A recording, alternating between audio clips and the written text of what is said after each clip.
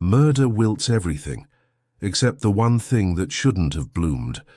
Welcome to Detective Echoes. I'm your host, Arthur. Tell me in the comments where you're listening from today. You being here truly brings the story to life. Let's unravel it. It was the sort of English summer morning that seemed to apologize for existing.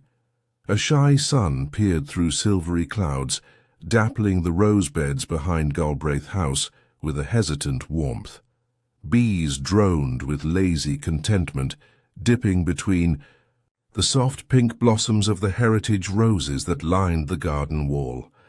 It was a morning, in short, that would have made an ideal backdrop for something unremarkably pleasant. An open-air tea, a church bazaar, or a poetry reading with lukewarm lemonade and overcooked fairy cakes. Instead, the occasion was the annual Rose Society Judging Day in the village of Renshaw Green, a quiet, self-congratulatory affair where the competition was as fierce as it was genteel. Hushed rivalries bloomed in step with the roses themselves. Petticoated ladies in floral hats strolled the gravel paths with parasols and polite smiles, whispering sharply to each other about pruning techniques and suspected cheats who might have bought in their prize blooms from a nursery in Harrow. Mrs. Penelope Galbraith, widow of the late Colonel Galbraith and president of the Rose Society, presided over the event from her wrought-iron garden chair like a minor monarch. She had selected her showpiece rose, an exquisite crimson cultivar known as Empress of Hearts, to be displayed in the center of her clipped parterre. It had bloomed magnificently, unnaturally so, some whispered, as if it had been coaxed out with witchcraft or industrial-grade fertilizer. Mrs. Galbraith simply smiled, her smile a razor in velvet. Standing just beyond the carefully delineated garden borders, with her gloved hands gently clasped and her hat tilted modestly over her soft white curls, was Miss Jane Marple. She had not come to compete, only to admire. In fact, as she would say later to Reverend Baker over tea, it's astonishing what people will do for a silver-plated cup and the illusion of superiority, particularly in gardens. Miss Marple had observed much already before the judging had even begun. The slightly soiled cuff on Reverend Baker's cassock suggested he had been crawling in the rose beds recently, most unusual for a man not known to own a trowel. Lydia Fletcher, the apothecary's daughter, had arrived looking pale and shaken, though she tried to laugh too loudly at nothing in particular. Colonel Arbuthnot and Mrs. Galbraith had exchanged words near the rose pergola, words that left the colonel red-faced and breathless, the widow triumphant and dry-eyed. But what truly caught Miss Marple's attention was a moment fleeting and quiet. The village constable, young Edwin Croft, bending to smell a rose and whispering something to the gardener, Jack Cornwood, who stiffened like a dog under a whip, and then walked off toward the tool shed with his fists clenched. It was subtle, but Miss Marple never missed a tremor in the social air. At precisely 11 o'clock the judging commenced. Mr. Graham Fanshawe, a retired solicitor and the Society's most long-standing member, began his traditional speech. Sonorous, boring affair about horticultural integrity and village tradition.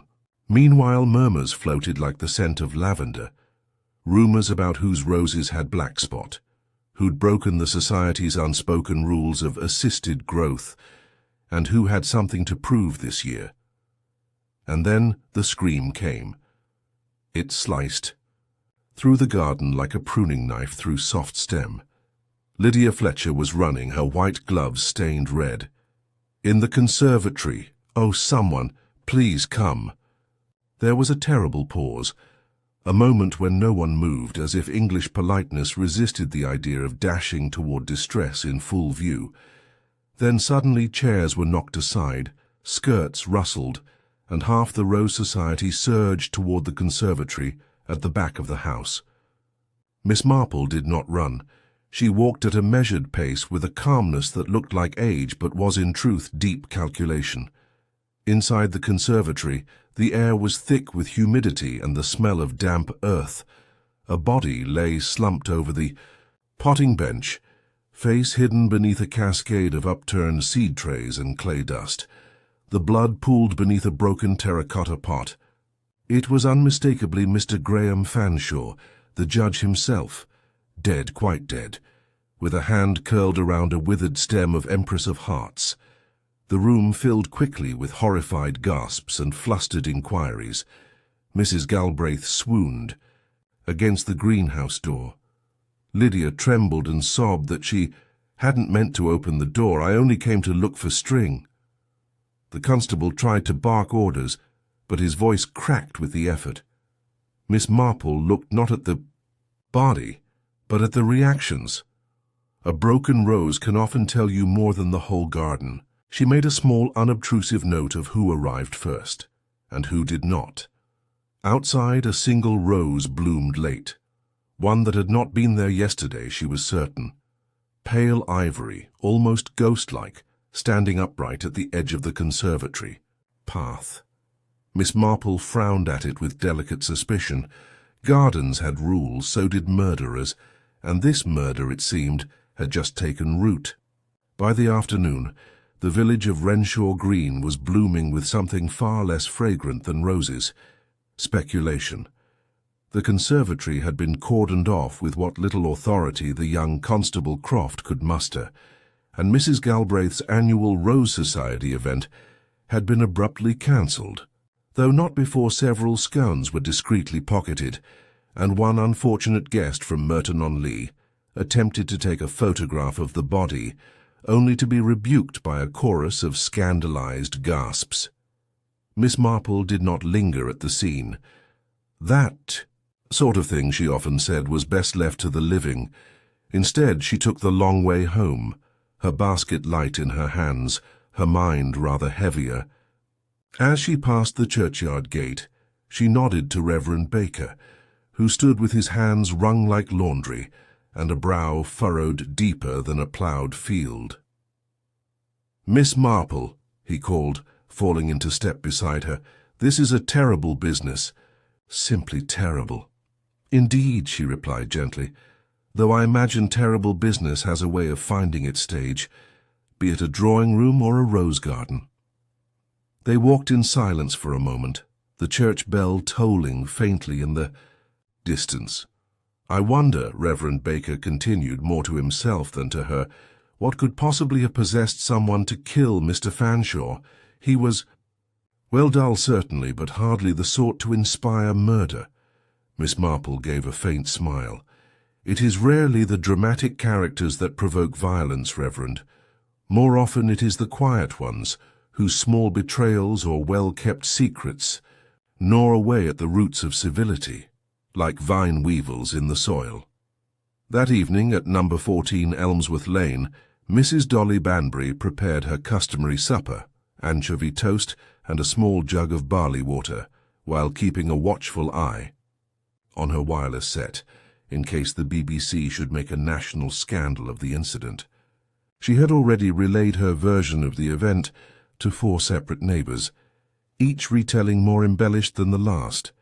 By the time she recounted it to Mr. Peter Denny, the local haberdasher who'd stopped by to borrow a jar of pickled onions, the tale included a missing key, a mysterious visitor from London, and a secret affair between Mrs. Galbraith and the deceased. "I tell you, Peter," she said, lowering her voice, "I saw Lydia Fletcher coming out of that shed at least 10 minutes before the scream, looked guilty as Judas, and everyone knows her father once had a row with Mr. Fanshawe about the herbal tonic licensing." Peter, who had never heard any such thing and was half certain he'd confused Lydia with the grocer's niece, nodded sagely. "It's always the quiet ones," he agreed. By contrast, Miss Marple's approach to the events of the day was far less sensational. She sat at her small writing desk beneath the lace-curtained window of her parlour and began writing down what she remembered, not the blood or the body, but the subtler things. Who had gasped and who had not, who had stood very still, who had asked whether help had been summoned, and who had asked if anyone had seen anything. Most notably, she recalled that Jack Cornwood, the gardener, had been absent entirely during the discovery. By the time he reappeared 10 minutes later, his boots were clean and his expression unreadable. He had claimed he was fetching twine, but there had been twine, a whole spool of it, lying right there on the bench near the body. She made a note of it. Not proof, but a thread, perhaps, one to follow. Meanwhile, Constable Croft was in over his head. He had no real training in murder investigations. His usual beat involved complaints about stray cats or wayward bicycles left blocking shop doors. Still, he took his role seriously and began the next morning with a round of interviews in the drawing-room of Galbraith House, where the air still carried a faint trace of rosewater and unease. Mrs. Galbraith, dressed now in grey crepe and clutching a lavender-scented handkerchief, sat rigid on the edge of her tufted armchair. "I heard nothing unusual," she insisted. "I was preparing the garden for the final presentation. Graham was meant to meet me in the conservatory at precisely 11:15. I had no reason to go in until I heard the scream." "And your relationship with Mr. Fanshawe?" Croft asked, attempting a serious tone. Mrs. Galbraith drew herself up. "He was difficult, stubborn, but we had known each other since the war. Our disputes were professional. I can assure you of that." He turned next to Lydia Fletcher, who looked pale and pinched in her plain cotton dress. She fidgeted constantly, her gloved fingers pulling at her hem. "I wasn't trying to hide anything," she blurted before he had asked a question. "I had gone to the conservatory for string. Mrs. Galbraith had asked me to help with the floral ribbons. I didn't even see him at first. I tripped on the edge of the rug, and then I saw the blood." "Had you seen Mr. Fanshawe at all that morning?" Lydia hesitated. "Yes, briefly. He was walking with Colonel Arbuthnot near the fountain. They seemed to be arguing." "Did you hear what about?" She shook her head. "No, only that—" The Colonel looked furious, and Mr. Fanshawe, well, he looked smug, as if he'd won something. Constable Croft made a note, underlining the word smug 3 times. If nothing else, he was a man who trusted his stationery. By the time Miss Marple visited the High Street for her usual Thursday errands, the village was practically vibrating with intrigue. In the bakery, Mrs. Chudley whispered that Graham Fanshawe had been involved in some kind of shady investment scheme. At the post office, it was said he had fathered a child abroad and feared exposure, and at the greengrocer, a man with a thin moustache and questionable taste in overcoats swore that he'd heard Colonel Arbuthnot once threaten to throw a man into the Thames and see if he bloomed like a rose afterward. Miss Marple listened to all this with polite attentiveness, asking no direct questions but offering remarks like, "Well, if he did have secrets, one imagines they would have shown in his planting, wouldn't they? And I've always thought people reveal themselves most when they're trying not to." Her quiet presence unsettled no one, which was precisely the point. By tea-time, word had reached even the far edge of the village, where old Miss Greta Palfrey lived alone with her cats and her memories of the Empire. She had once received a letter from Graham Fanshawe, so she claimed, and had burned it after reading. "Nothing good ever came in a blue envelope," she sniffed, "and certainly nothing good from a man who quoted poetry in the margin."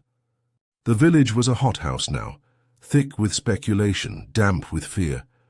Somewhere within that tangle of lies and half-truths, Miss Marple knew, was the root of the matter. The trouble with secrets was that they behaved very much like roses. They might lie dormant for years, but eventually, if given the right soil and the right moment, they would bloom. And as for murder, well, that always left a mark on the soil. It was early the next morning when Miss Marple returned to the grounds of Galbraith House, this time under the pretence of delivering a handwritten note to Mrs. Galbraith, an old-fashioned Courtesy she insisted upon in such upsetting times. The note itself contained only a few lines of genteel sympathy, written in her precise, looping hand. But its true purpose was less sentimental and far more practical. It gave her a legitimate reason to observe the scene once more. As she always said, you must allow the dust to settle before you see the footprints. Jack Cornwood, the gardener, was already out near the pergola, trimming back the honeysuckle with a set of shears that looked heavy enough to crush bone. His expression was hard, brow low, as if he resented the flowers for growing in the first place. Miss Marple approached, gently, waving her parasol to avoid startling him. "Such a morning for pruning," she said pleasantly, "though I dare say the roses are in mourning today, aren't they?" Jack didn't smile. "Roses don't care who dies. They'll climb over a coffin if you let them." "Now that's a thought," she replied with a soft laugh. "But I suppose they do reveal rather a lot if one looks closely enough, particularly when something's been disturbed. Soil, habits, secrets." He glanced up, eyes narrowing, then bent back to his work. "I just mind the flowers, miss, don't know much about secrets." "Oh, but sometimes flowers are the best keepers of them," Miss Marple said mildly. "I do hope you've not had too rough a time of it. It must be unnerving, working so close to where it happened." Jack muttered something unintelligible and continued clipping. Satisfied that she had nudged the man's composure ever so slightly, Miss Marple walked toward the conservatory. It was still locked, though the constable's tape had been removed, replaced by a placard reading, "Police, access only." But she needed nothing so intrusive as entry.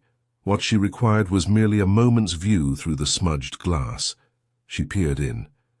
Everything remained as she remembered. The overturned seed trays, the broken pot, the slight smear of blood on the marble sill where Fanshawe had evidently fallen. But her eyes moved to the edge of the room, to the far potting bench, where a pair of gardening gloves lay askew. Oddly out of place. The right glove was darker than the left, not with soil, but as if stained. She squinted. A chemical, perhaps, or...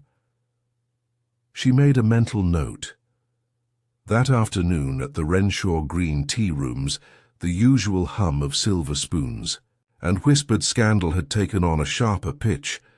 Colonel Arbuthnot, crisply dressed and unflinchingly upright, sat alone near the window, nursing a pot of lapsang souchong. Miss Marple happened upon him quite accidentally as she entered. She paused at his table, her parasol still damp from the morning dew. "Colonel," she said with a gentle incline of her head, "so rare to see you out and about after—" "Thanks, and well, after something so dreadful," he grunted in reply.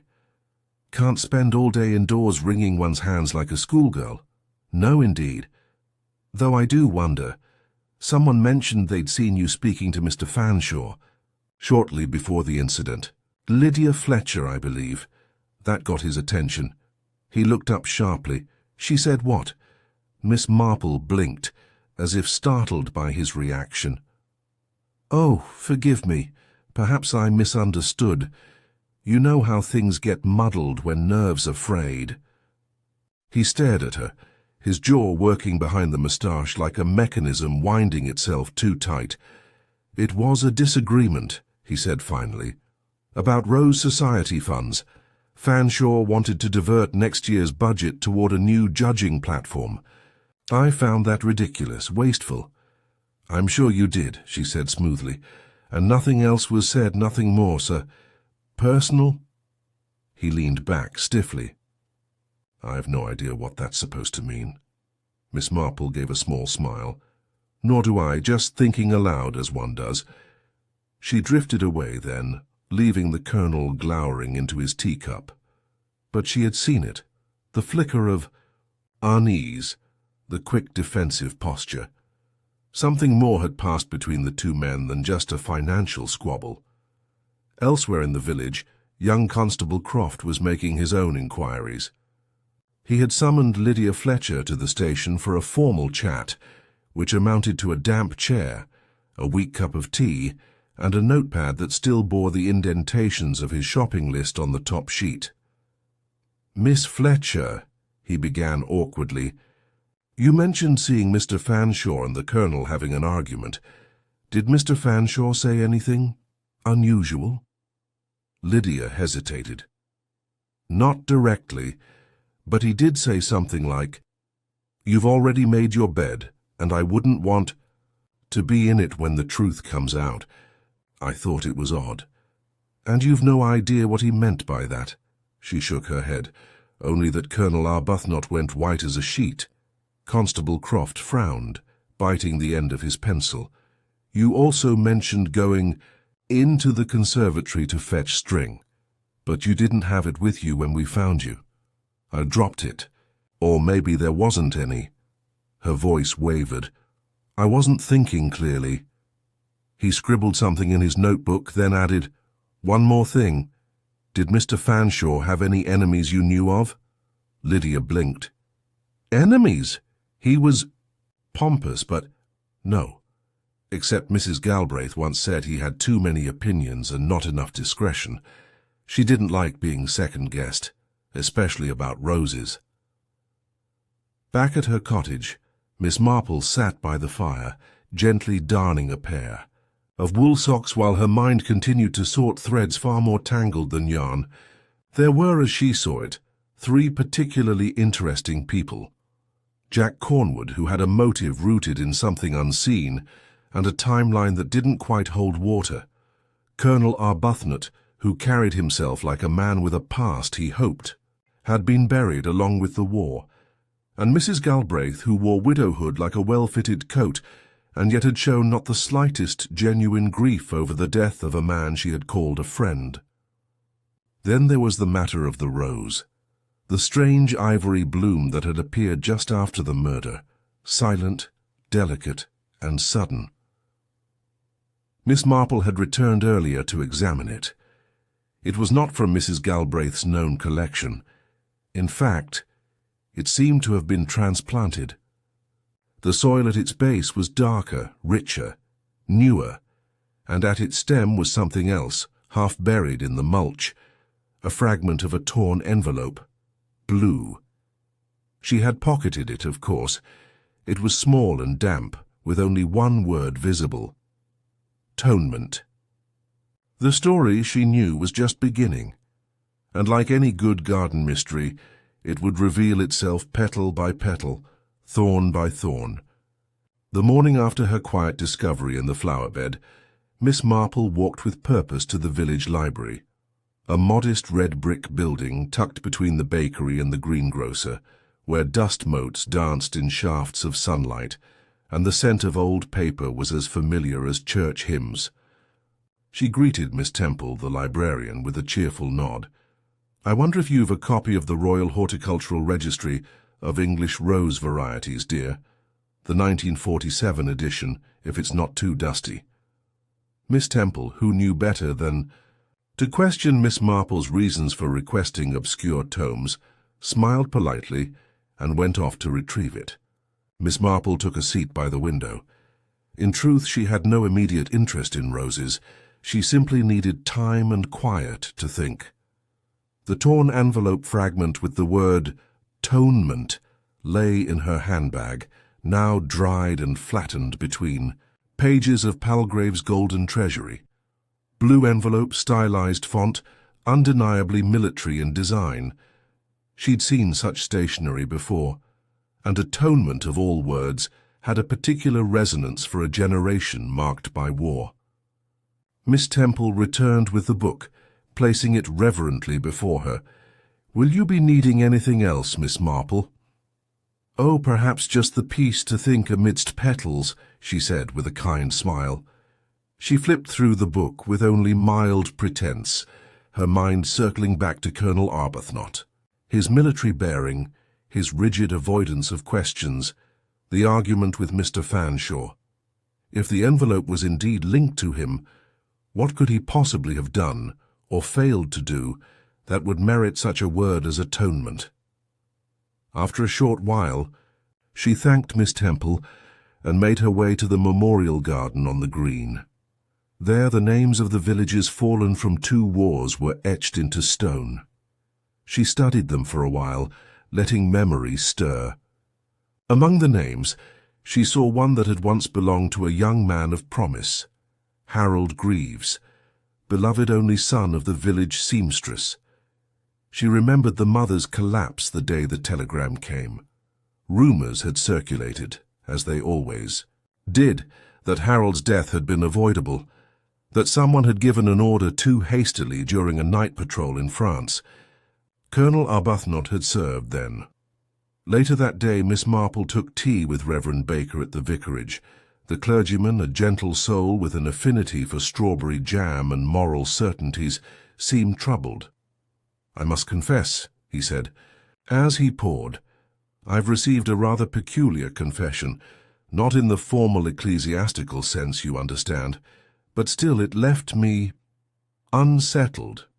Miss Marple waited patiently, stirring her tea with the quiet patience of someone who knew full well that confidences spill more easily in silence. "It was Mrs. Galbraith," the Reverend continued.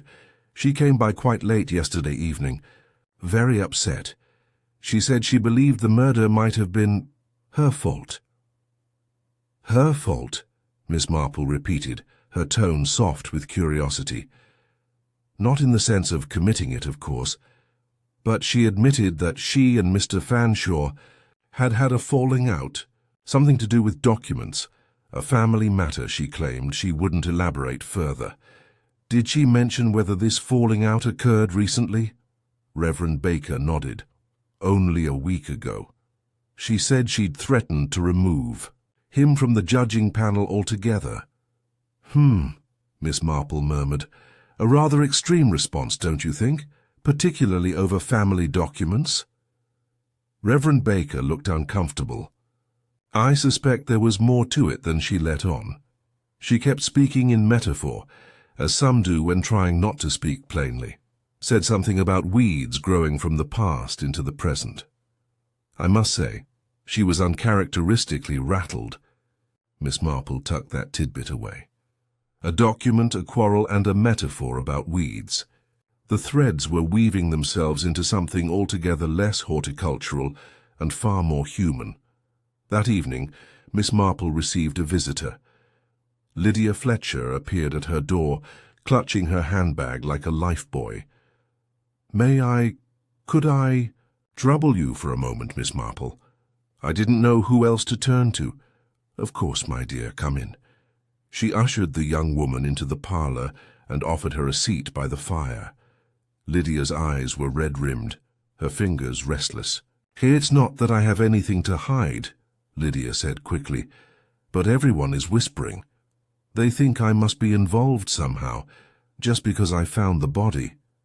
"No one of sense thinks that," Miss Marple said soothingly. "But perhaps there's something else that's been troubling you." Lydia hesitated. It's about Mr. Fanshawe. He'd been asking questions. Not just about the roses, about my father." "Your father?" Miss Marple asked, keeping her tone light. "The apothecary?" Lydia nodded. "Before the war, Father ran a dispensary in London. He left suddenly, just before I was born. We've lived here ever since. Mr. Fanshawe, he said he'd come across a name in an old tribunal record, claimed my father might have been listed as a conscientious objector, said it could affect our standing in the Rose Society. Can you imagine, after all these years?" Miss Marple didn't react, but the statement settled deep in her mind. Mr. Fanshawe, she realized, had been stirring more than compost. "And did he confront your father with this?" Lydia shook her head. "He said he was going to, but now—" She didn't need to finish the sentence. Mr. Fanshawe was dead, and the confrontation had never occurred. After Lydia left, Miss Marple sat quietly for a long while, her knitting untouched on her lap. A pattern was emerging, not of stitches, but of entangled motives. Mr. Fanshawe, for all his dullness, had been threatening the delicate social balances of several lives, digging into pasts people had carefully buried, secrets about money, war, morality, atonement. She fetched the envelope fragment once more and studied it. A name had once been typed above the torn section, just the faintest imprint of letters on the paper backing. She held it up to the lamplight and angled it carefully. H.G. something. Harold Greaves. Her heart quickened, not with alarm, but with recognition. The document wasn't a letter to someone. It was a military tribunal notice, and the person who had retained it had done so for a reason. Someone in this village had long feared it might surface, and someone else, Mr. Fanshawe, had found it. He had confronted one, perhaps even two villagers with knowledge that could destroy their reputations or reopen wartime wounds they'd spent decades ignoring. And the result had not been argument or scandal. It had been murder. She looked once, more at the ivory rose that now stood in a slim vase on her mantelpiece, plucked earlier from its mysterious bloom site. It gave off no fragrance, but beneath its beauty it held meaning, a grave marker of sorts, one planted with deliberation, not chance. The question now was, who had planted it, and what were they trying to say or bury? The following Sunday dawned with a softness that belied the tension curling beneath the calm surface of Renshaw Green. Church bells rang out over dew-slicked hedges and sleeping window panes, but it was not the sermon that stirred most minds. Whispers filled the pews like low-hanging smoke, and the space between hymns bristled with speculation. Miss Marple, seated in her usual place near the font, noticed everything.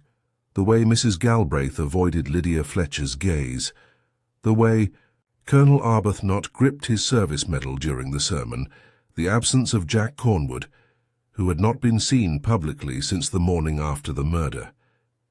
These small cues, like the faint cracks in a porcelain teacup, were barely visible, but telltale to a practiced eye. After the service, villagers gathered at the vicarage for the traditional tea and seed cake, a weekly tradition in which sugar, scripture, and scandal were liberally shared. "I dare say," murmured Mrs. Banbury, her whisper loud enough to carry across the parlour, "that Mr. Fanshawe knew something rather wicked. No one kills a man over rose petals." "Unless he trampled the wrong ones," offered Mr. Denny dryly. "But you're right, of course. I heard he'd been rifling through old legal files in his study, digging things up." "Digging?" echoed Miss Temple, who had joined them by the sideboard. "I rather think he meant to bury something, figuratively, that is." "Miss?" Marple sipped her tea in silence. She was less interested in what was being said than in who was speaking and who was not. Mrs. Galbraith, despite being the host, had made herself scarce, and Lydia Fletcher stood near the mantel like a shadow, offering a tight smile to anyone who approached, as if bracing for accusations she hadn't yet heard. It was Reverend Baker who broke the mood. "I wonder," he said, dabbing at a scone, crumb with a lace napkin, "whether anyone has spoken yet to Jack Cornwood. He was noticeably absent today." "Bit suspicious, that," muttered Mr. Denny. "He's never liked company," offered Miss Temple, "even before the war, always lurking in the greenhouse or trimming something to death." "Still," said Reverend Baker, "a man can't just vanish, not with a murder afoot." Miss Marple quietly excused herself shortly thereafter and took the woodland path toward the gardener's cottage, a modest slate-roofed dwelling tucked behind the eastern hedge of Galbraith House. It was an unassuming structure, partially hidden by a curtain of ivy and years of accumulated solitude. She found Jack Cornwood in his yard, kneeling beside a pile of withered rose clippings, his hands dirt-streaked and unmoving. He did not look up when she approached. "Good morning, Mr. Cornwood," she said gently. "It's such a relief to see you well. Some of the villagers were worried you'd gone missing." He didn't answer at first, then grunted. "I didn't think anyone would notice." "Oh, they notice, just not always what's important."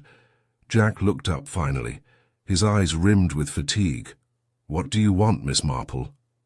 "Only a word. About Mr. Fanshawe." At the name, his face closed again like a drawer being pushed shut.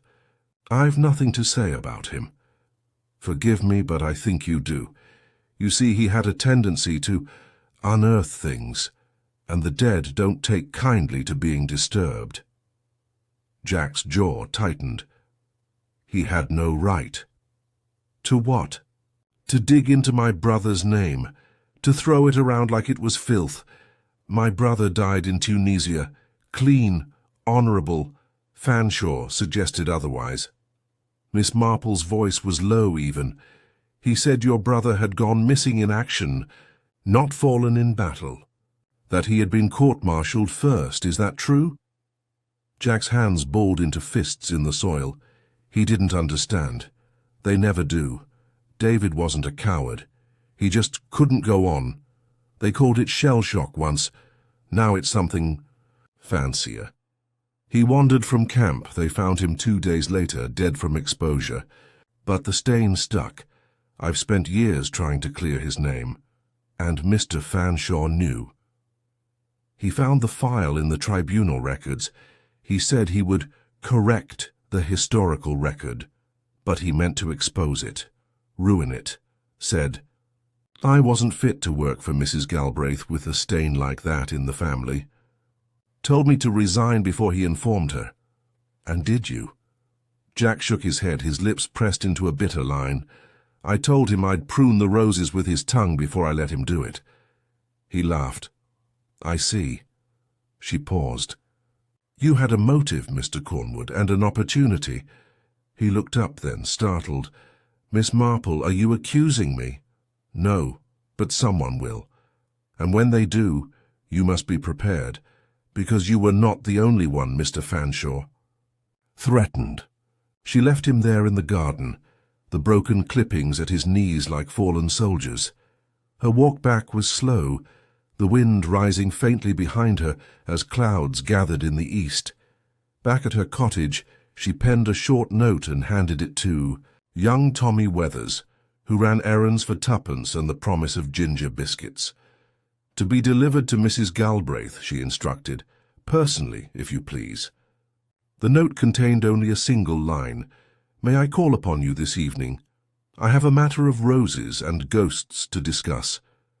That night, Galbraith House stood silent and dim, the mourning drapes drawn. Miss Marple was admitted to the drawing room by the housekeeper, who eyed her with faint suspicion. Mrs. Galbraith waited beside the cold hearth, a glass of sherry untouched on the table beside her. Miss Marple, she said coolly, I received your note. I'm grateful you agreed. I shan't keep you long. Mrs. Galbraith gestured for her to sit, but did not do so herself. She stood stiffly, as if bracing for a blow. So you have questions, you see, Miss Marple began, about the ivory rose, the one planted at the edge of the conservatory path. Mrs. Galbraith said nothing.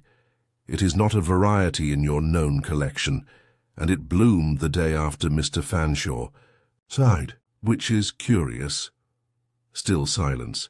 I believe it was meant as a message, a private one, perhaps even a tribute or a warning. Mrs. Galbraith's fingers tightened around the back of the chair.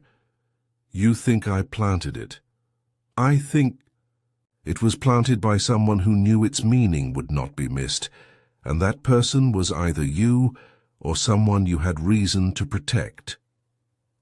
Mrs. Galbraith sat suddenly, as if her knees had given way. It was my husband's rose, she whispered, a hybrid he developed before the war.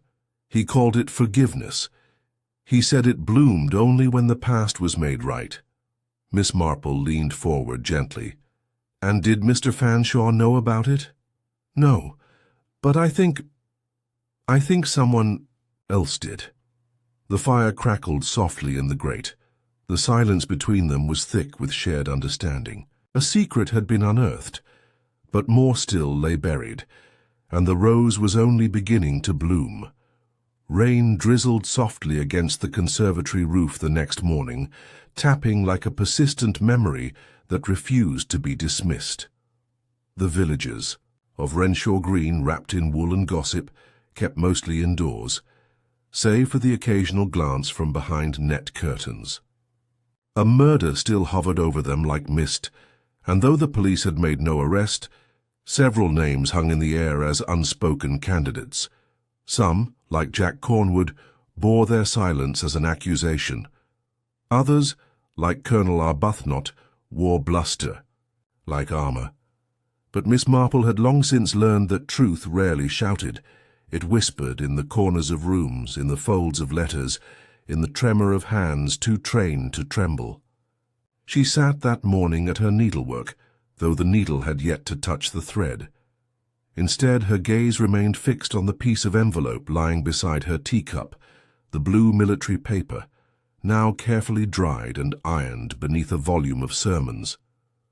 The partial word due atonement remained her single clue to a motive deeper than pride or scandal. Her mind returned again and again to her conversation with Mrs. Galbraith the night before.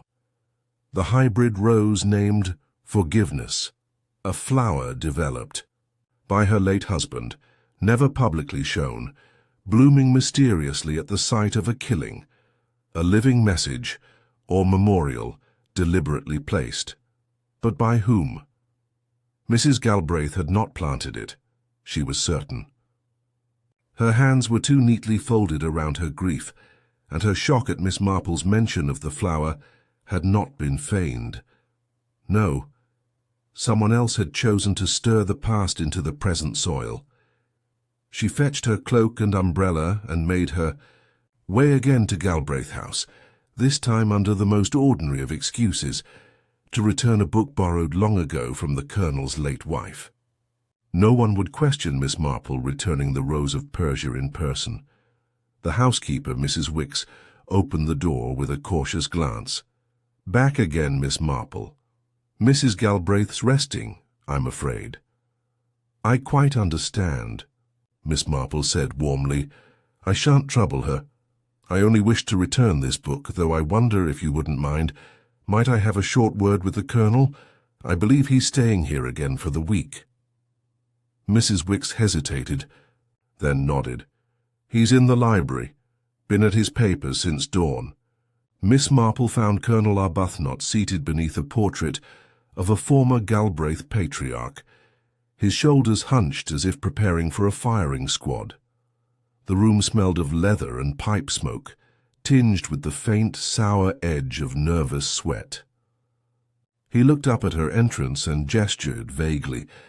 "Marple, sit if you like, or stand. I haven't much time." "I shan't be long," she said, settling herself gracefully. "I was merely wondering whether you recall a young man named Harold Greaves, served under your command during the war." He stilled. "I remember every name on the memorial," he said eventually. "Greaves, yes, lost in France, 1944. "Did he die in battle?" The Colonel blinked. "What are you implying?" "I only ask because it seems Mr. Fanshawe had taken an interest in his record, and his mother, I believe, once said something about a tribunal." "That's village nonsense," the Colonel said sharply. "Greaves went missing during a patrol. He was presumed dead. I filed the report myself." "And you're quite sure it was accurate?" His jaw twitched.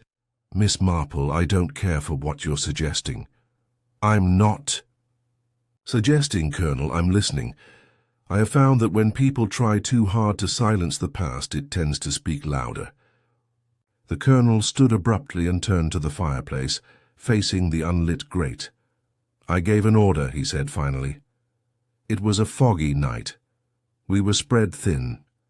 Greaves was young, eager, too eager. I told him to hold back. He disobeyed. Rushed ahead. We heard a shot. Then nothing. He didn't return. We searched, but... I wrote that he died in the line of duty. It was kinder. His mother deserved that much. Miss Marple nodded slowly. That was generous. Of you, Colonel. But if someone found evidence suggesting a court-martial had been pending... He turned. Then they would destroy everything I've lived with for 20 years. And perhaps they already have. Or tried to. She stood. Forgive me for disturbing you. I know the war left wounds that never closed. He looked at her with something between fear and gratitude. If Fanshawe had found the truth, he would have used it. He had a way of turning justice into spectacle. And if someone killed him to prevent that? Colonel Arbuthnot said nothing.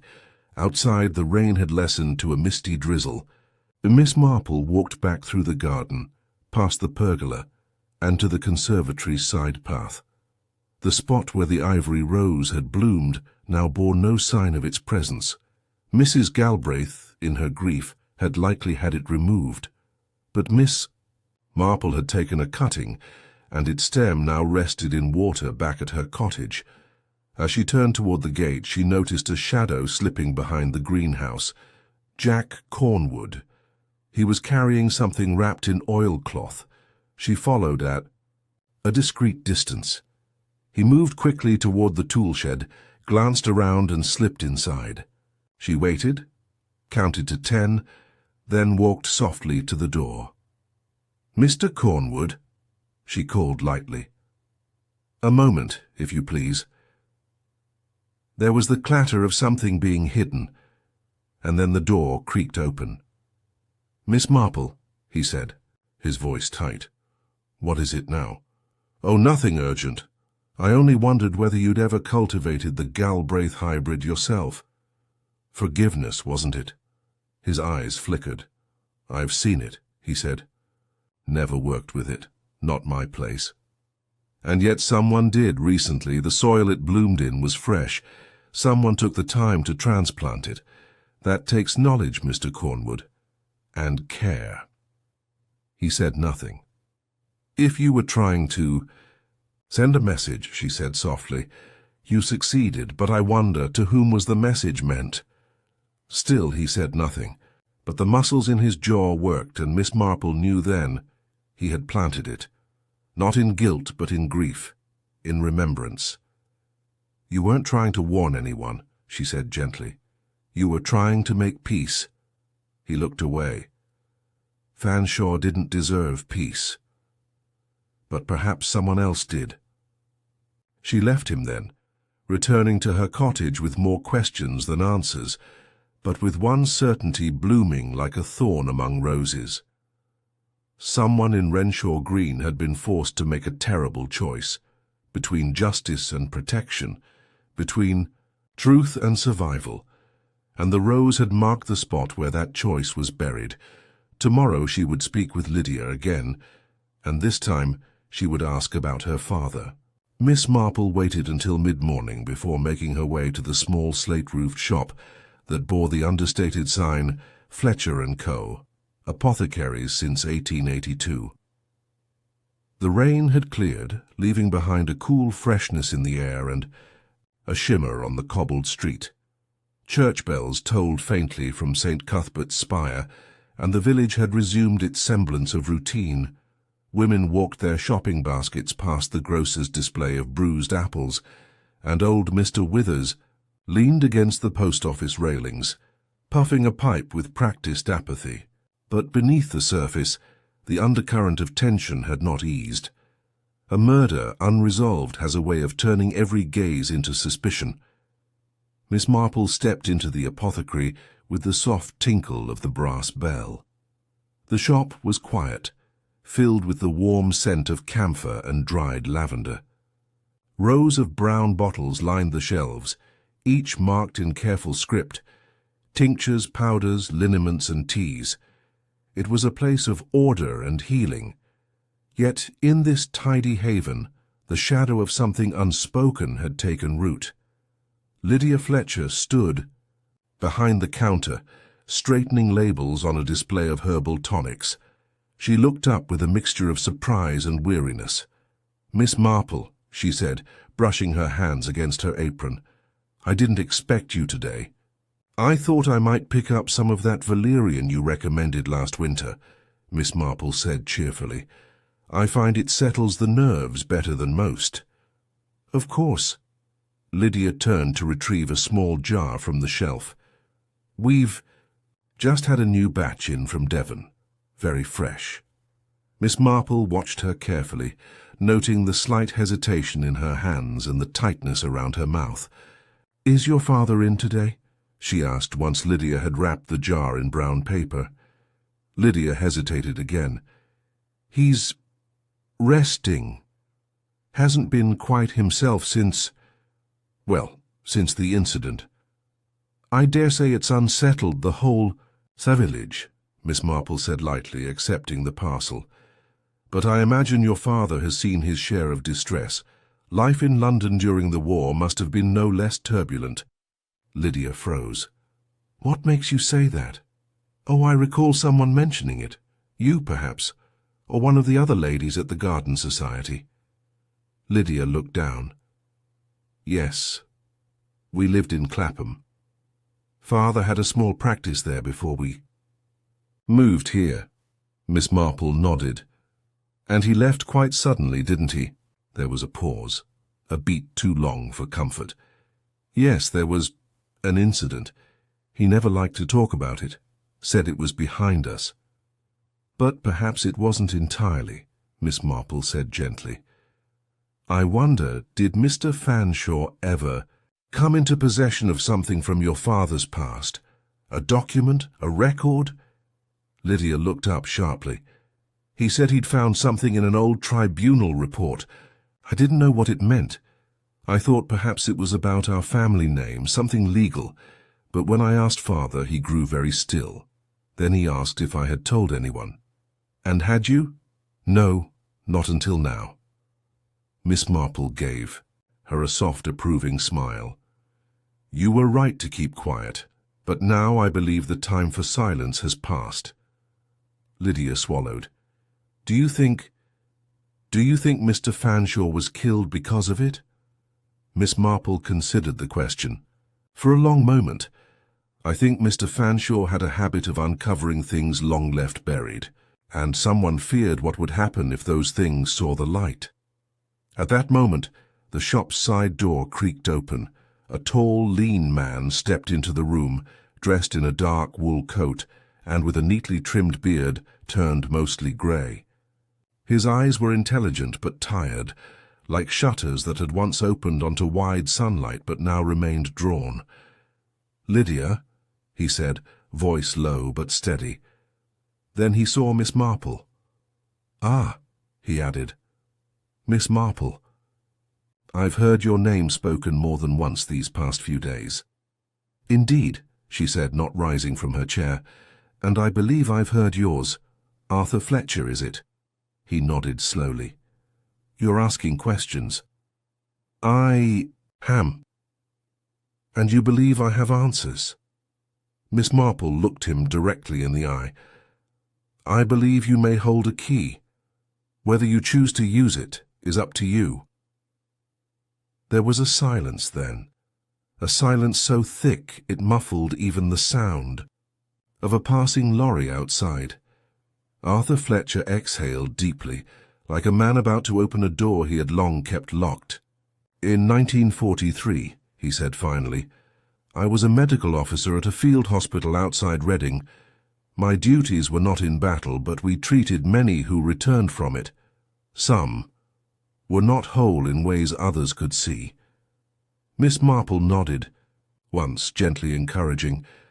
"One of our patients was a young soldier, barely 19, suffering what we then called a nervous collapse.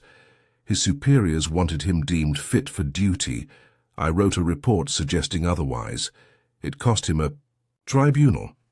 I tried to rescind it, but by then the wheels had turned."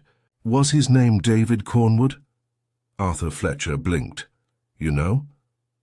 "I suspected," Miss Marple said quietly. Jack Cornwood has carried the weight of that name for years. He blames me. Does he? Mr. Fletcher looked surprised. Miss Marple continued, I don't believe he does, not truly. He planted the ivory rose, you know, your rose, the one your late friend Galbraith hybridized and called forgiveness. Arthur sank slowly into the chair beside the counter. Fanshawe found my report. He said it was proof of professional cowardice, said he would send it to the licensing board. Discredit me, ruin Lydia's standing, and you were afraid. I was more than afraid, he said.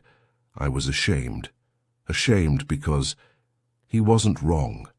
I failed that boy. Miss Marple was silent for a moment, then said, That may be, but murder rarely mends guilt. It only reshuffles the burden. Arthur Fletcher looked up sharply. You think I did it? I think you were given a choice, to defend your family, your daughter, or to remain silent and suffer the disgrace. But I do not think you killed Mr. Fanshawe. Then who? Miss Marple stood. That I have yet to say, but the list grows shorter, and the past grows louder. She left the shop with the bells jingling gently behind her. The street was now bustling with midday shoppers, but Miss Marple saw none of them. Her mind was deep among the threads of wartime decisions, buried reputations, and fragile pride. As she passed the entrance to the churchyard, she paused. On a bench nearby sat Lydia, her eyes fixed on the war memorial. Miss Marple hesitated, then turned down the lane toward her cottage. The rose was not done blooming yet, but soon, very soon, it would reveal the thorn. The next morning began with a brittle chill in the air, the sort that made joints ache and minds sharpen. Miss Marple, however, did not mind the cold. It reminded her that clarity often came with discomfort. She was seated in her parlour by 8 o'clock, her knitting untouched beside her, and the remains of a solitary breakfast still on the tray, half a slice of buttered toast, a boiled egg grown cold, in its shell. The kettle sang gently on the hob, but she ignored it. Instead, she was rereading her notes, a habit she had adopted in the days of the VAD, when even a misplaced word in a field report could cost lives. And in murder, as in war, the smallest omission could cast an innocent into suspicion or let the guilty go free. A knock at the door broke her reverie. She opened it to find Constable Edwin Croft, standing nervously on her step, his helmet held under one arm and a faint sheen of rain on his shoulders. Miss Marple, he said, awkwardly clearing his throat, might I trouble you for a word? Of course, she said with a faint smile, though I rather think the trouble lies in what you've come to say, not in my listening to it. He flushed and followed her into the parlour, glancing around at the neatly ordered chaos of doilies, books, and embroidery. I thought it best to come to you directly, he said, perching on the edge of a chair like a schoolboy about to be scolded. You see, we've received a letter. Miss Marple raised an eyebrow. An anonymous one. He nodded, clearly embarrassed. Typed, unsigned, but addressed to the station. It claims that Mr. Fanshawe was blackmailing more than one member of the Rose Society, and that someone defended their honour with steel, not sense. Poetic, Miss Marple murmured, and rather dramatic for Renshaw Green. Indeed, but it does raise questions. Does it? Croft looked up. It suggests motive, Miss Marple. She folded her hands in her lap. Constable, nearly every person in this village had a motive, given the right angle of light. That's the trouble with small communities. Sins and secrets grow in soil no one turns. Croft looked down, chastened. Still, I'm obliged to act on it, and I wondered, well, you've spoken with many of the principals. Do you think Jack Cornwood could have done it? Miss Marple was quiet for a long moment. He could have, but so could others. Tell me, Constable, Have you considered that the murder might not have been planned at all? Croft blinked. An accident? No, not exactly. But perhaps an act committed not from malice, but from fear. He sat back, looking suddenly much younger. I hadn't. Miss Marple gave a gentle nod. You're not alone in that. After he had gone, Miss Marple made her way through the village toward Galbraith House. She passed Lydia Fletcher outside the post office, who looked up from a letter with a curious expression. Miss Marple, she said, you're headed to the Galbraiths. Yes, I've a mind to ask Mrs. Galbraith a question or two. I just saw Colonel Arbuthnot pass through the gate, looked rather grim. Did he? Miss Marple tilted her head. That may be useful. At Galbraith House she was shown into the drawing-room, where Colonel Arbuthnot stood by the window, arms clasped behind his back. Mrs. Galbraith sat in her usual armchair, pale and composed. Miss Marple, she said with a nod, do sit. I'll stand if you don't mind, I won't be long. Arbuthnot turned. You've something to say? I do, she said.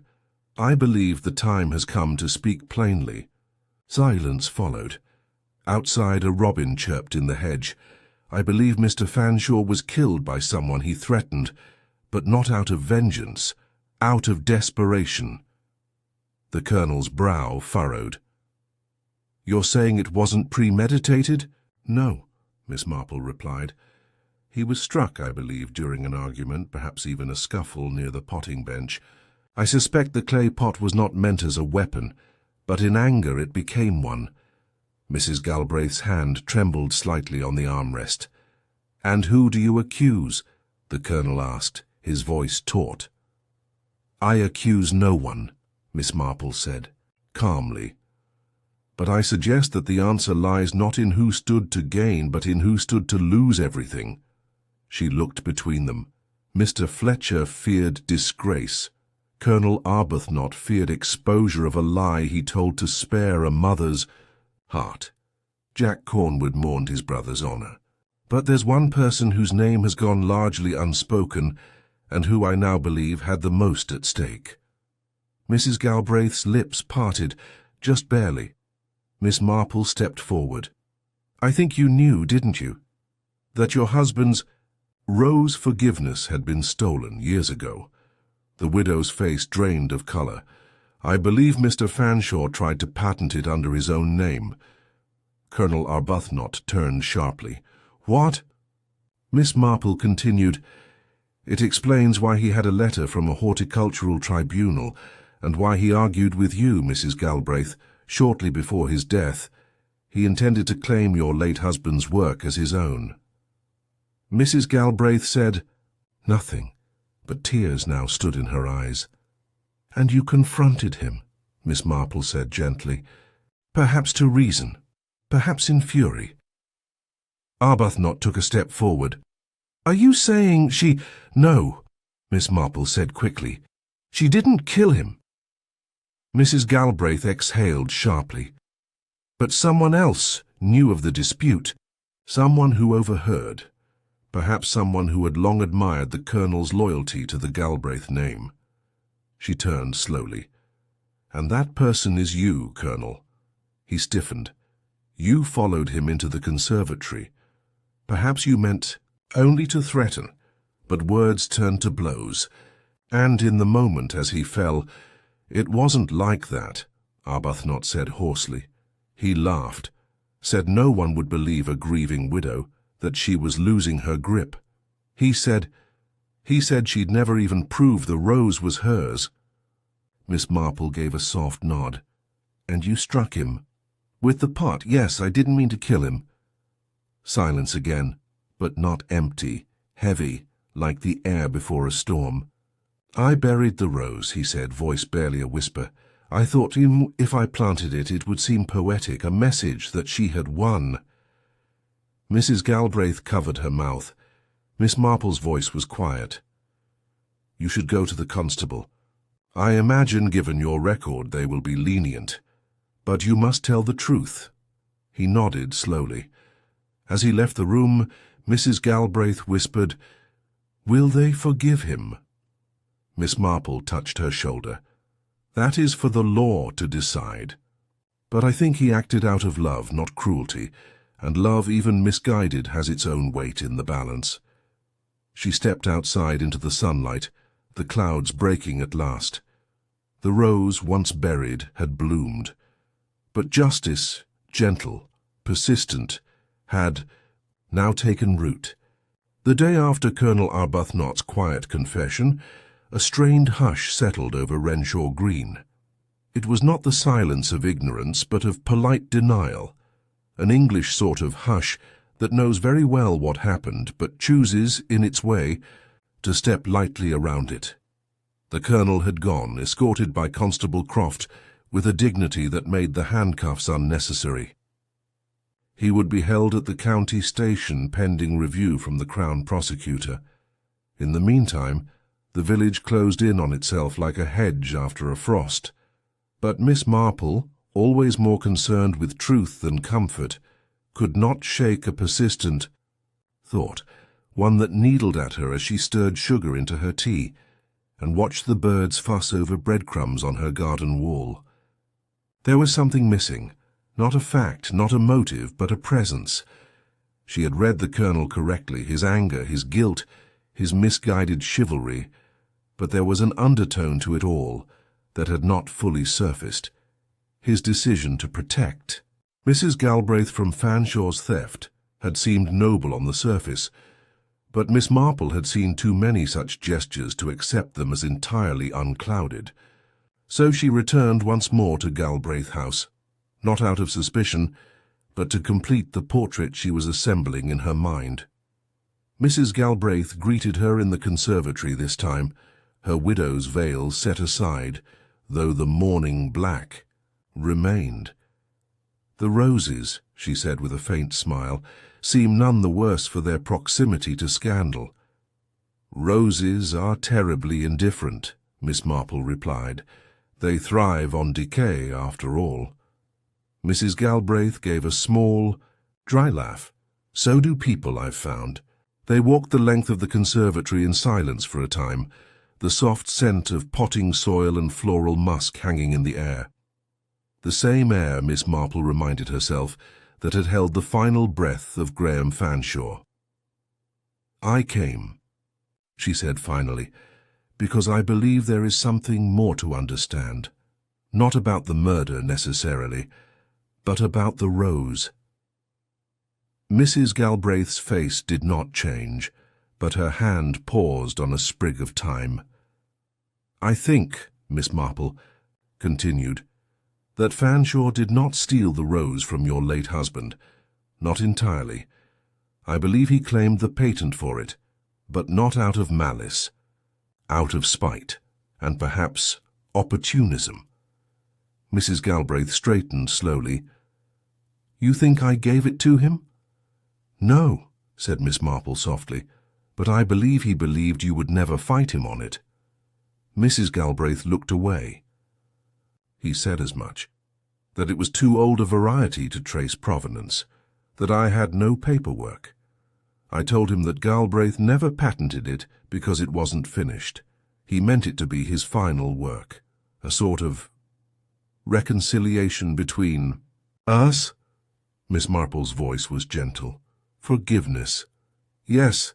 She touched the edge of a terracotta pot, then said quietly, "My husband and I had grown distant, not cruel but cold. After the war, he never returned fully. I think the rose was his way of making peace before it was too late." "Did Mr. Fanshawe know that?" "I told him once, foolishly. I was proud. I thought he would appreciate the story, but he turned it into leverage." Miss Marple tilted her head. "What did he want?" Mrs. Galbraith hesitated. "He wanted me to name him as co-developer. Said he would keep my name on the documentation, but it would be filed under his office's address. He would handle the details, he said." "And you refused?" "Of course I did." Miss Marple considered this, then said, "Mrs. Galbraith, if I may ask directly, Did you ever write to the Royal Horticultural Society about this? I tried, she said, her voice nearly inaudible. I began a letter, but I never sent it.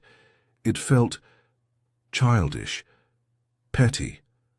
I thought, why should I dignify a thief by acknowledging his theft? May I see the letter? Mrs. Galbraith paused, then nodded and left the room. A few minutes later, she returned with a sheet of thick, cream-coloured paper, folded into a worn envelope. Miss Marple opened it with great care. It was addressed not to the RHS, but to someone else. Dear Harold, I am writing because I fear I have done something I cannot undo. Miss Marple read quickly, heart quickening. This was not a complaint about a patent. It was a confession full of hesitation, shame, and memory. Not about the rose, but about a letter her husband had once received. A letter from a young man named Harold Greaves, a plea asking for Galbraith's influence to prevent a tribunal verdict. A plea that had gone unanswered. He never replied, Mrs. Galbraith whispered, and when Harold's mother came to the door months later, crying, I knew what he had chosen. Silence. Miss Marple folded the letter gently, and you carried that silence.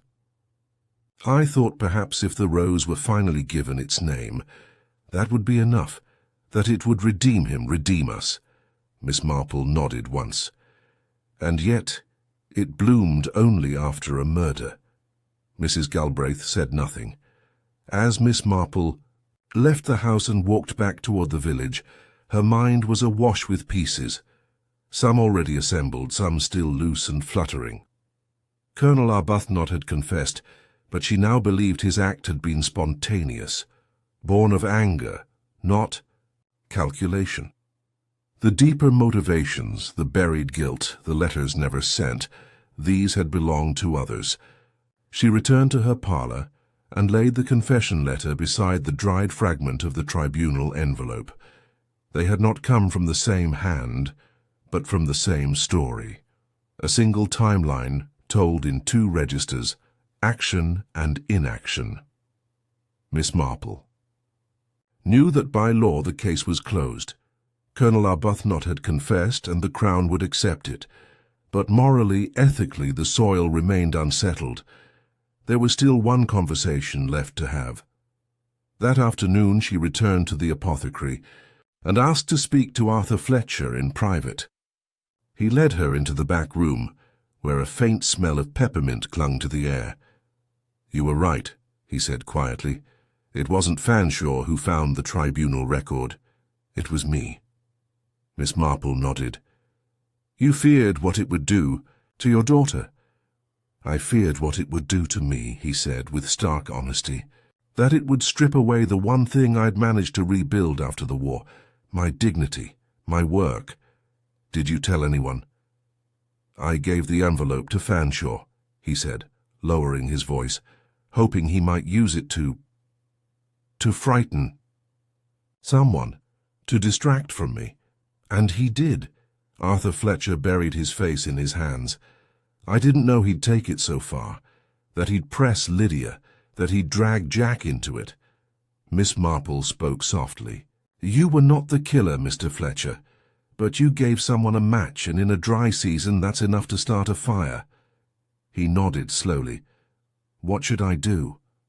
You will write a letter, she said.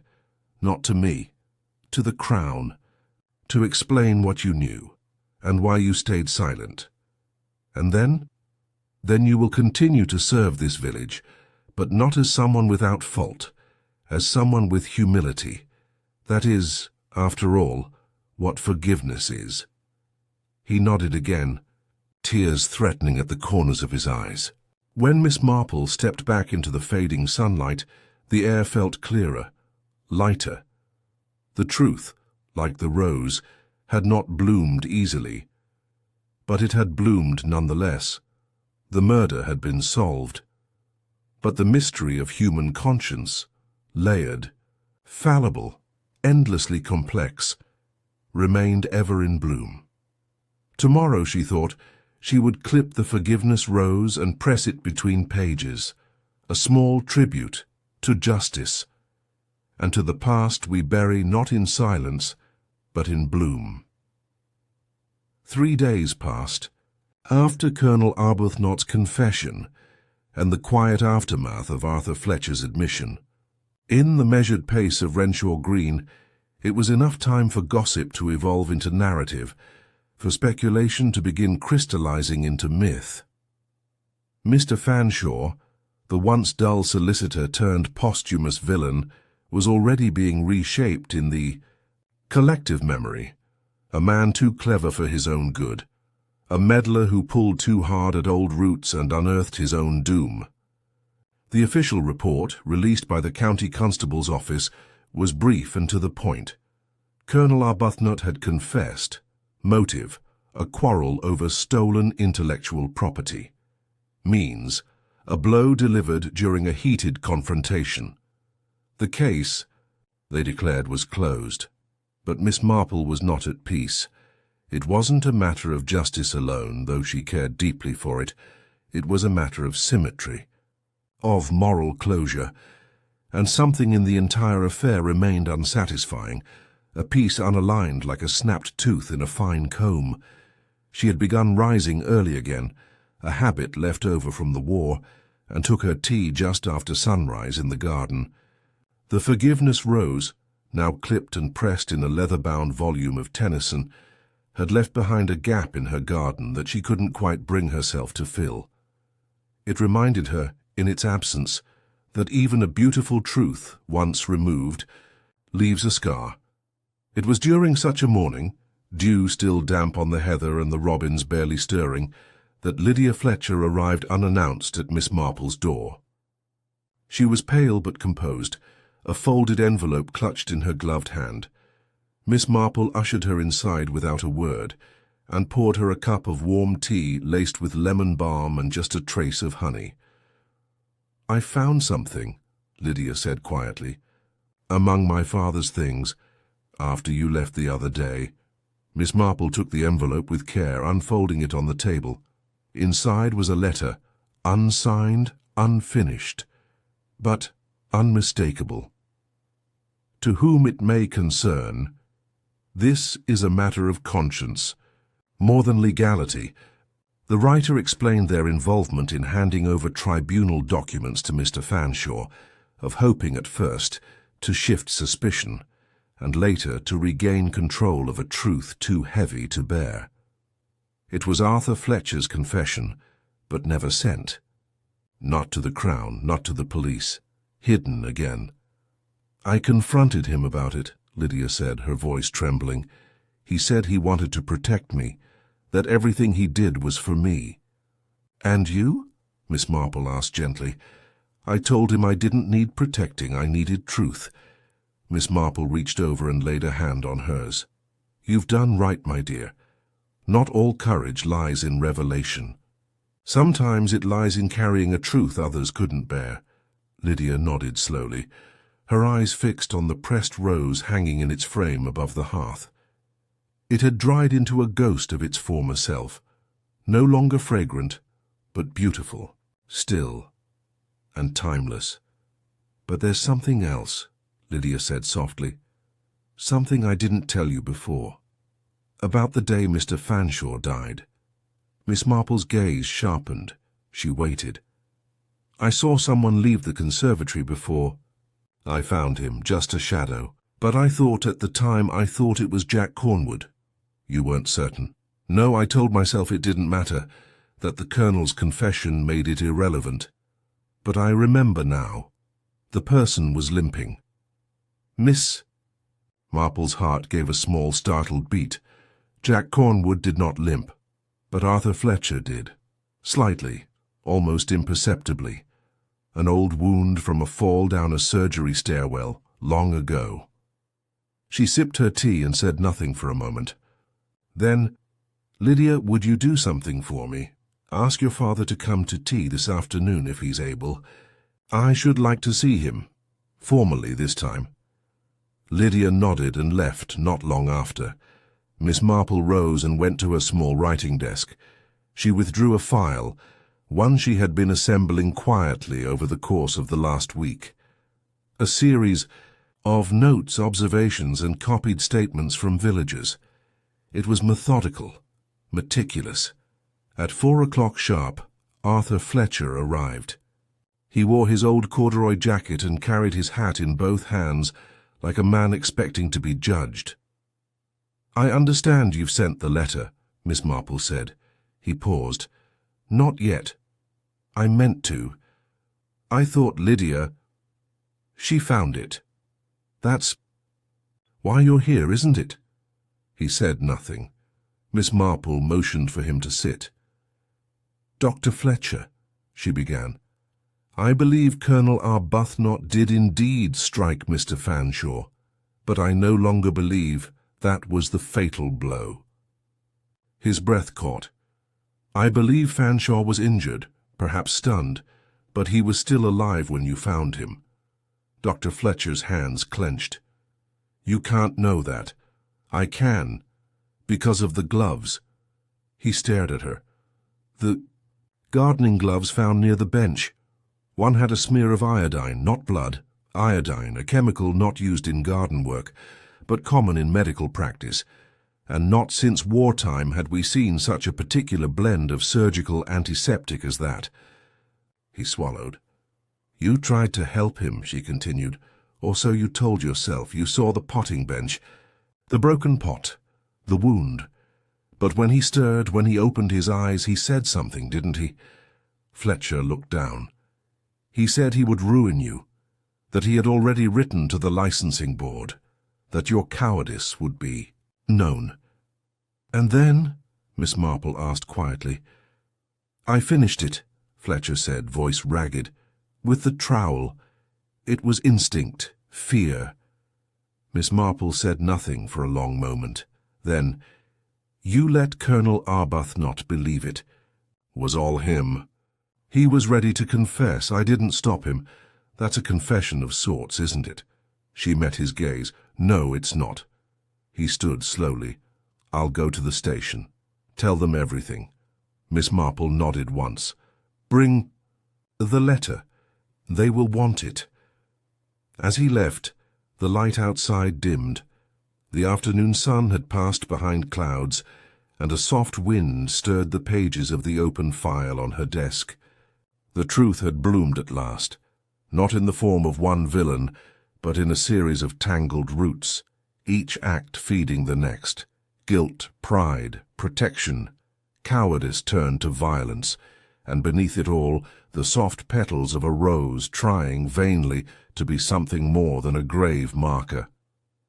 Miss Marple rose, walked to the garden and pressed her fingers into the soil where the forgiveness rose had stood.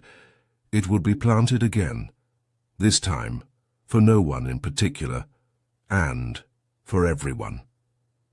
It was a week later when the verdict reached. Renshaw Green. The Crown Prosecutor had reviewed Colonel Arbuthnot's confession and Dr. Fletcher's supplemental testimony with due seriousness. But the evidence, uneven, overlapping, contradictory in places, had complicated matters. Colonel Arbuthnot's blow had not been fatal. Dr. Fletcher's actions, while decisive, had stemmed from a panicked moment of weakness. The tribunal judged it not cold-blooded murder but manslaughter, committed under extreme psychological duress. The sentence would be light: probation, a temporary suspension of medical practice, and a formal notice to the licensing board. No prison, no scandal. Just a quiet bureaucratic retreat into obscurity. The village took the news with something resembling relief. The worst was over, and Renshaw Green, like a frost-bitten garden in late spring, began its slow recovery. Yet, for Miss Marple, the conclusion brought little triumph. The truth had emerged, yes, but unlike the neat denouements of detective novels or the crisp resolutions of radio serials, this truth had bloomed messy and tangled, soaked in sorrow rather than vindication. The crime had not come from greed or hate, but from fear and Fear, she reflected, was a far more common seed. The sun was mild that morning as she stood in the cemetery behind St. Cuthbert's Church. The grass had grown longer than usual, Mr. Tomlin, the groundskeeper, having taken ill, and the headstones leaned like aging dancers against the slow pull of time. She had come not to visit Graham Fanshaw's grave. He was buried in the northern plot, and very few mourned him. Instead, she stood before the small white headstone of Harold Greaves. The inscription was worn, Harold James Greaves, 1919-1944, until the morning comes. There were no flowers on the grave. Miss Marple reached into her satchel and removed a small clipping of the forgiveness rose, freshly cut and still damp with dew.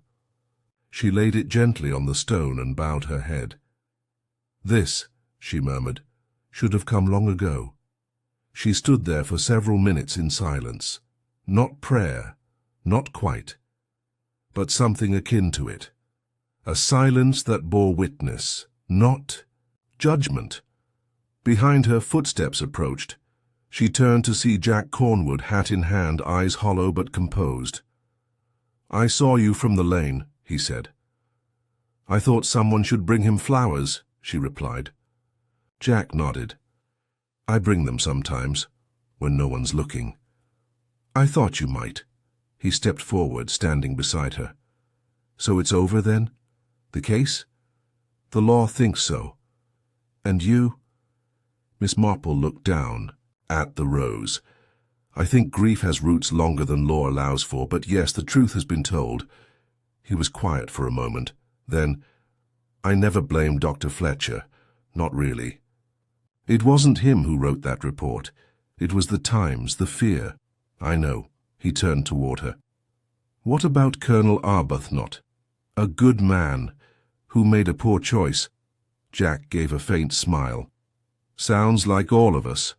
Miss Marple didn't contradict him. They stood a while longer, the breeze tugging gently at their sleeves. Then Jack tipped his hat and took his leave, disappearing down the path toward the greenhouses. Miss Marple returned to her cottage shortly before noon. She made herself a pot of tea and set it on the sideboard beside a new journal. The front page read simply, "Renshaw Green, Spring 1952. She had taken to recording the happenings of the village in careful hand, not for publication, but for posterity, because truth, once uncovered, must be remembered. She paused over her first entry. A rose does not choose where it blooms, but it may carry the scent of secrets long buried.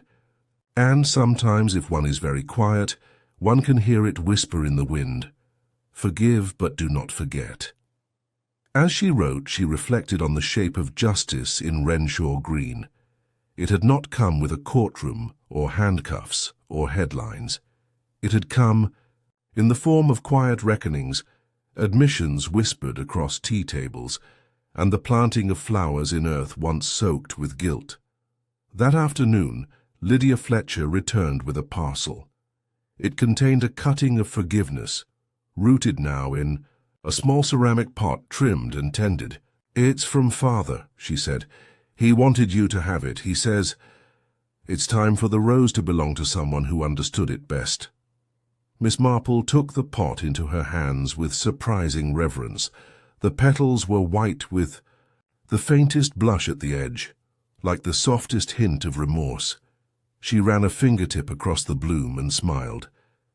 "Tell your father," she said, "that it will have a good home here, and that it will be remembered." Lydia hesitated at the door. "Miss Marple, do you think he's forgiven, after everything?" Miss Marple looked toward the garden, where the wind stirred the climbing roses along the trellis.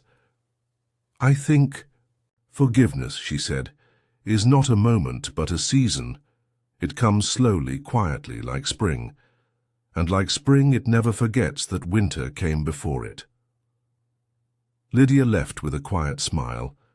Miss Marple planted the rose the following morning. She did not mark it with a plaque, nor did she make note of it in her journal. Some things she believed did not require names. They simply grew where they must, and reminded those who saw them of what once was, and perhaps what still could. The rose bloomed weeks later, unseasonably late but radiant. Its first blossom opened one morning beneath a misty dawn, catching the sun just as it broke over the hills. Miss Marple, rising early as always, saw it from her kitchen window. She made a pot of tea, wrapped herself in a shawl, and went out to stand before it. It was beautiful, no longer a symbol of guilt or silence, but of endurance. She leaned down and whispered, "You've done well." And the rose, though it said nothing, seemed to nod in agreement. The village would move on. New scandals would bloom in time, new secrets. But for now Renshaw Green had remembered, and that, Miss Marple thought, was enough. For the moment. The arrival of June brought with it the annual village fete, that most quintessential of English traditions. Bunting flapping on breeze-tickled ropes, trestle tables groaning under the weight of sponge cakes, and a brass band valiantly performing through the occasional squeal of a misbehaving trumpet. Renshaw Green, for all its recent troubles, was putting on its best face. It was the first time in weeks that the villagers gathered in full, and though the topic of Mr. Fanshaw's untimely end still hovered on the periphery of conversation, it had begun to take on the form of local folklore, spoken of with lowered voices and rueful headshakes, like an unfortunate harvest or a summer storm that took down the bell tower's weather vane. Miss Marple arrived fashionably late, not out of vanity, but because the geraniums had needed tending, and one of her lace collars had come loose and required mending. She wore her dove-grey jacket and straw hat with the faded lilac ribbon, and carried with her a basket of plum jam for the produce table and a neatly wrapped parcel of lavender biscuits for the Women's Guild. As she stepped onto the green, a few heads turned in greeting, the whispers that had once followed her steps. "You know she solved it, don't you?" Fanshawe and the rose and all had now softened into respect. Miss Marple had become something of an oracle, quiet, kind and unerringly correct. She paused at the tea tent, where Mrs. Banbury and Miss Temple were exchanging recipes and speculative glances. "Miss Marple," said Miss Temple with a bright smile, "you're a vision. Have you tried the Earl Grey sponge? Mrs. Calthorpe insists the secret is a splash of brandy." "I've always found the secret to be properly whipped eggs," Miss Marple replied, accepting a dainty plate, "but I shall reserve judgment until I've had a taste." They laughed gently. It was the kind of laughter that came not from mirth, but from relief that life was still capable of ordinary joys. Later she wandered past the flower competition entries and paused before a small potted bush nestled between two showy foxgloves. It was modest, unassuming, its only label a handwritten card that read, "Forgiveness, cultivar, unknown. Donated anonymously." Miss Marple smiled. From the corner of her eye she saw Lydia Fletcher walking with her father. Dr. Fletcher moved more slowly these days, his shoulders curved inward, not from shame but from the weight of something finally set down. He caught Miss Marple's gaze and gave her a small, respectful nod. She returned it with quiet grace. Nearby, Jack Cornwood was engaged in a passionate debate about compost ratios with Mr. Tomlin, who had clearly recovered from his earlier illness. The sun glinted off Jack's shears, which he held like a conductor with a baton, directing the rhythms of garden life with a mixture of fervour and precision. Colonel Arbuthnot, as it happened, had not returned to the village. He had retired to a relative's estate in Sussex, where he was said to be writing his memoirs. Miss Marple had received a single letter from him, a short note written in a hand as stiff as the man himself.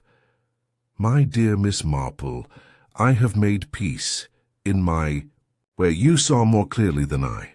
Perhaps you always did. For that I thank you. Yours in belated understanding, Charles Arbuthnot. The village in time had absorbed it all, the murder, the truths, the regrets, and folded it back into its slow, deliberate rhythms. The greengrocer resumed his daily quarrel with the milk. Delivery man. Mrs. Chudley returned to scolding children for muddy footprints in the parish hall. Reverend Baker, though more subdued in his sermons now, offered a reflection one Sunday that drew a quiet tear from several pews. There is no soil too bitter for grace to grow, and where grace blooms, forgiveness often follows, like ivy on old stone. Miss Marple tended her garden with renewed devotion in the days that followed. She found the rhythm of pruning and planting especially comforting after such prolonged emotional labor. It was one thing to solve a mystery. It was another to live with the truths that mystery had unearthed. The forgiveness rose she had planted along her garden wall had taken root beautifully. A second bud was forming, pale and full. She watched it each morning with the sort of gentle anticipation usually reserved for letters from distant friends. One afternoon she received a visitor, Lydia. "Miss Marple," she said, holding out a wrapped bundle, "this belonged to Mr. Fanshawe. The police allowed us to sort through his personal effects for return to the appropriate families. This. Sass, I thought it might interest you." Miss Marple unwrapped the cloth. Inside was a leather-bound notebook, scuffed at the corners, filled with sharp, narrow handwriting. "I believe it was his ledger," Lydia explained. "Names, notes, speculations. He was keeping track of everyone, even me." Miss Marple leafed through the pages slowly. The entries were methodical, each dated, each written with an eye for scandal and opportunity. "May I keep it?" she asked. "Please," Lydia said. "I don't want it in the house." That evening, Miss Marple read the notebook in its entirety. It was not the writings of a man driven by justice, she realized, but of one driven by control. Fanshawe had seen people not as neighbors but as leverage. He had mined pain the way one might mine ore, from the ground, regardless of what roots he disturbed. She placed the book in the fireplace and lit it. Some truths did not need preserving. As the pages blackened and curled, she felt no triumph, no satisfaction, only stillness. The next day, she rose early and took a walk through the village.